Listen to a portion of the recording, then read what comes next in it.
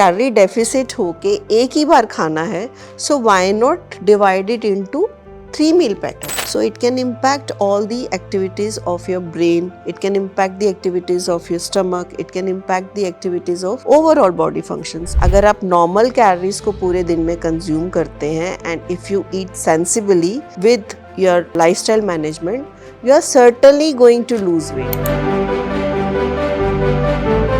Weight loss को लेके बहुत सारी कन्फ्यूजन होते हैं और लोग तरह तरह की डाइट भी फॉलो कर रहे होते हैं, समझ में नहीं आता कौन सी डाइट फॉलो करनी चाहिए। और जब डाइटिशियन हमारे साथ मौजूद हैं तो उनसे ही जान लेते हैं कि वेट लॉस के लिए कौन सी डाइट जो है आपके लिए फिट बैठती है। एक जो डाइट है काफ़ी ट्रेंड कर रही है, OMAD diet, 1 meal a day diet. ये डाइट क्या है, क्योंकि बहुत सारे सेलिब्रिटी भी जो हैं इस डाइट को फॉलो करते हैं। हाल ही में एक आध सेलिब्रिटी ने ये मेंशन किया है कि उन्होंने ये डाइट फॉलो की है जिसकी वजह से उनका वेट जो है कंट्रोल में आ गया है। तो ये OMAD डाइट है क्या? और इसके अलावा एक सवाल और भी मैं ऐड करूँगी इसमें कि किन लोगों को ये वाली डाइट फॉलो नहीं करनी चाहिए। As you mentioned, it is 1 meal a day. That means throughout the day 24 hours में आप एक मील खा सकते हैं. अच्छा। Rest of the time you are fasting.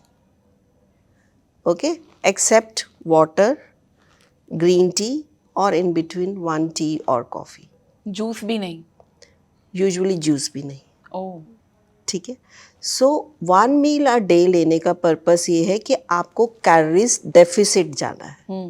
तो जब आप कैलोरी डेफिसिट जाएंगे तो that results in wait loss, क्योंकि वेट लॉस करने का 2 तरीके हैं। One is either you cut down on your calories और यू बर्न योर कैलोरीज। अब जब आप OMAD पे हैं तो आपने अपनी कैलोरीज कम कर दी, जिसकी वजह से वेट लॉस हुआ। अब इस दौरान जब आप एक मील खा रहे हैं तो you can have it as much as possible. तो बहुत सारा खा सकते हैं, 1 मील अ डे में कुछ भी खा सकते हैं? That is the point. अगर आपने 1 मील अ डे में, मान लीजिए कि आपकी कैलोरिक रिक्वायरमेंट पूरे दिन की सपोज 1600 है और आपने 1 मील अ डे में 2000 कैलोरीज का कंजम्पशन कर लिया, तो it will not lead to weight loss, क्योंकि आप कैलोरी डेफिसिट नहीं हुए। तो it all depends on the quality and the quantity of food. तो कैलोरीज जो है वो आपको डेफिसिट जानी ही पड़ेगी, चाहे आप 1 मील अ डे पे जाएं। तो if you are eating at a go तो वो कहीं ना कहीं आपके डाइजेस्टिव प्रॉब्लम्स क्रिएट कर सकता है। If you are having 1 meal a day, हो सकता है आपको हाइपोग्लाइसीमिया हो, क्योंकि आपने सारा दिन कुछ नहीं खाया है। तो हो सकता है आपके शुगर लेवल्स डिप करे। Okay, so that can be there. also relate. Yes. सो 1 मील अ डे वो लोग कर सकते हैं जिनका कि जो सोच के बैठे हों कि हम बिल्कुल एक हेल्दी डाइट पैटर्न पे ही रहने वाले हैं and they have very strong will power. So yes, they can go for it. But मेरा एक सिंपल सा मानना है कि अगर आपने कैलोरी डेफिसिट होके एक ही बार खाना है, so why not divide it into 3 meal pattern, जिसमें कि आप सेम अमाउंट ऑफ कैलोरीज खा रहे हैं बट आपके हेल्थ रिस्क इतने बढ़ते नहीं हैं उसमें। अच्छा। सो माय पॉइंट इज़ कि आप एक न्यूट्रिटिव बैलेंस डाइट खाइए बजाय कि किसी भी फैशनेबल डाइट्स पे जाने के लिए। अगर आप नॉर्मल कैलोरीज को पूरे दिन में कंज्यूम करते हैं and if you eat sensibly with your lifestyle management, you are certainly going to lose weight. तो इस तरह की फैशनेबल डाइट्स पे मत जाइए।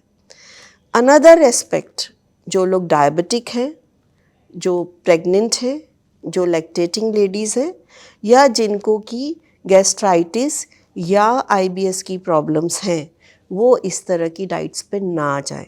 ये टोटली मेडिकल एडवाइस के अगेंस्ट होगी। ओके, तो OMAD डाइट जो है, मान लो जैसे पूरे दिन में एक ही मील खाया जा रहा है, अब वो उस मील में या तो बहुत सारा खा ले, है ना, कि भाई पूरे दिन तक चलाना है बॉडी को, और या तो वो हेल्दी थोड़ा सा खाए, फिर पूरे दिन जो उसको भूख लग रही है वो उस क्रेविंग के कोई साइड इफ़ेक्ट्स बॉडी में नहीं देखने को मिलेंगे। So they have to eat sensibly. ठीक है, तो जितना भी वो खाए तो उसमें इतनी सैटिस्फैक्टी होनी चाहिए कि वो 24 आवर्स उस पर सर्वाइव कर सके. अच्छा. तो it cannot be a very small meal, it has to be a meal which provides you satiety. और वो आपकी एनर्जी भी through out the day manage कर सकता है. So it can be anything, but at the same time it has to be full of energy and it has to be full of satiety. तो basically आपने whole grains ही लेने हैं, थोड़ा सा fat भी होना चाहिए क्योंकि फैट ही आपको सटाइटी प्रोवाइड करता है. सो ये सारी चीज़ें आपकी उस मील में होनी चाहिए. प्लस हमें ये भी देखना है कि जो आपकी रिकमेंडेड वैल्यूज़ हैं न्यूट्रिशन की, जैसे कि आयरन है, कैल्शियम है, प्रोटीन है या कार्ब्स हैं, वो भी उस मील से फुलफिल हो जाए. तो वो आपने पूरे के पूरे रिकमेंडेड डोसेज जो है वो एक ही मील में लेना है. So it has to be done under medical supervision. अच्छा, तो ओमेड डाइट जो है वो वेट लॉस पे काम करती ज़रूर है, लेकिन बिल्कुल करेगी क्योंकि आप कैलोरी डेफिसिट जा रहे हैं.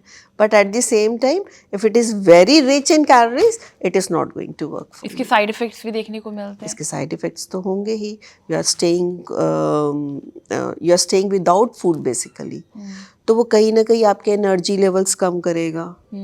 वो कहीं ना कहीं आपके अंदर एसिडिटी प्रोड्यूस कर सकता है क्योंकि आपके पेट को जो सिक्रीशंस हैं उनको फूड ही नहीं मिला है इतनी देर से.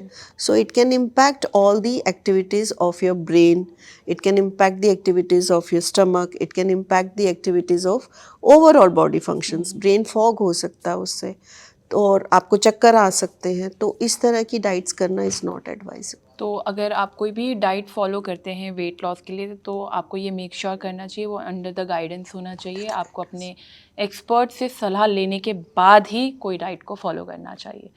बने रहिए thehealthsite.com के साथ.